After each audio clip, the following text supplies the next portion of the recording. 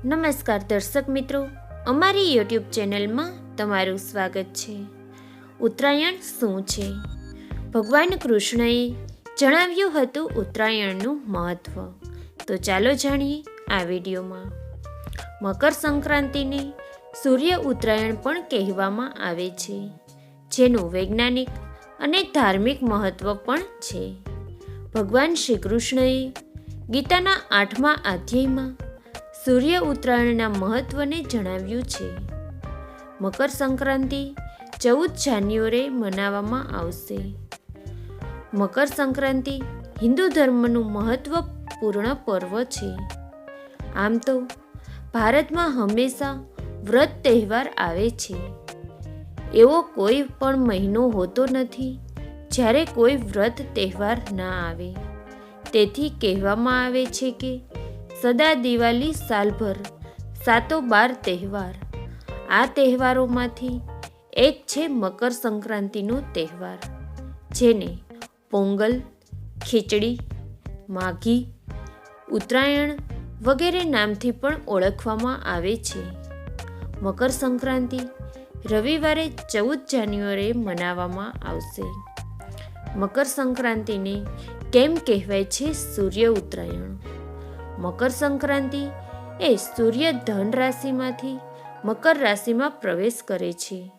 જ્યારે સૂર્યની ગતિ દક્ષિણ તરફથી ઉત્તર તરફ થાય છે તો તેને ઉત્તરાયણ, અને જ્યારે ઉત્તર તરફથી દક્ષિણ તરફ થાય છે તો તેને દક્ષિણાયણ કહેવામાં આવે છે. શાસ્ત્રોમાં સૂર્ય ઉત્તરાયણ કાળને અતિ શુભ માનવામાં આવ્યો છે. સૂર્ય જ્યારે મકર, કુંભ, વૃષભ, મીન, મેષ અને મિથુન રાશિમાં હોય છે તો તેને ઉત્તરાયણ કહેવામાં આવે છે. શ્રી કૃષ્ણએ જણાવ્યું હતું ઉત્તરાયણનું મહત્ત્વ. ગીતાના 8મા અધ્યાયમાં ભગવાન શ્રી કૃષ્ણ દ્વારા સૂર્ય ઉત્તરાયણના મહત્ત્વનો સ્પષ્ટ ઉલ્લેખ મળે છે.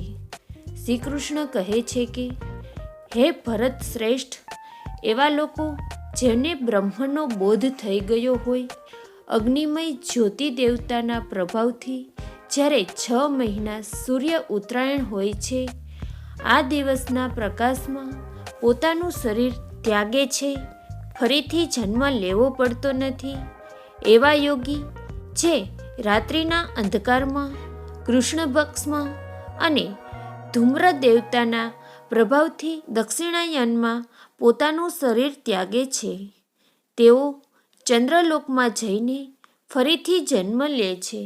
તો વેદશાસ્ત્રો મુજબ પ્રકાશમાં પોતાનું શરીર ત્યાગનારા વ્યક્તિઓને ફરી જન્મ લેવો પડતો નથી.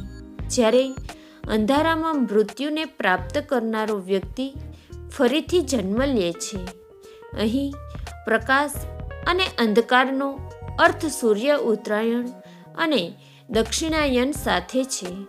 આ જ કારણ છે કે સૂર્યના ઉત્તરાયણના મહત્ત્વના કારણે ભીષ્મએ પોતાના પ્રાણ ત્યાગવા માટે મકર સંક્રાંતિ એટલે કે સૂર્ય ઉત્તરાયણના દિવસને પસંદ કર્યો હતો.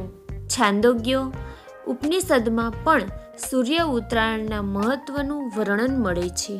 મિત્રો, મારો આ વિડીયો જો તમને સારો લાગ્યો હોય તો પ્લીઝ લાઈક, શેર અને સબસ્ક્રાઈબ કરવાનું ભૂલશો નહીં.